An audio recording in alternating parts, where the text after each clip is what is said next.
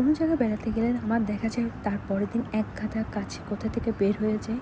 Hello guys, সবাই কেমন আছে? আশা করি ভালো আছে। আমি ভালো আছি। কোথাও বেড়াতে গেলে যেমন আনন্দ লাগে, আবার বাসায় ফিরে তার আবার সেই আনন্দটা বের হয়। সেই কাপড় চোপড়গুলো আবার নিট অ্যান্ড ক্লিন করে আবার গোছানো, আবার আলমারিতে তোলা, আয়রন করা আমার কাছে অনেকটা পেন লাগে।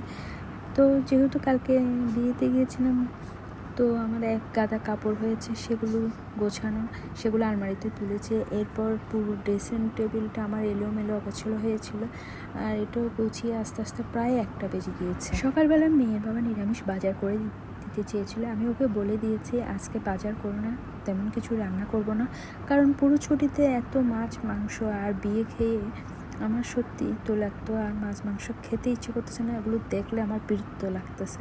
তাই ওকে বলে দিয়েছে আজ তেমন কিছু রান্না করবো না, শুধু ডাল আলু ভর্তা করবো। তাই দুপুরবেলায় এসে ডাল বসিয়ে দিয়েছে, এক চুলা আরেক চুলা আলু সিদ্ধ করে নিয়েছে। তো আমার ডাল আলু ভর্তা হয়ে গেছে। সত্যি বলছি, এই খাবারটা আমার কাছে আজকে অনেকটা অসাধারণ লাগতেছে। আজ তাহলে পর্যন্ত, ভালো থাকবেন।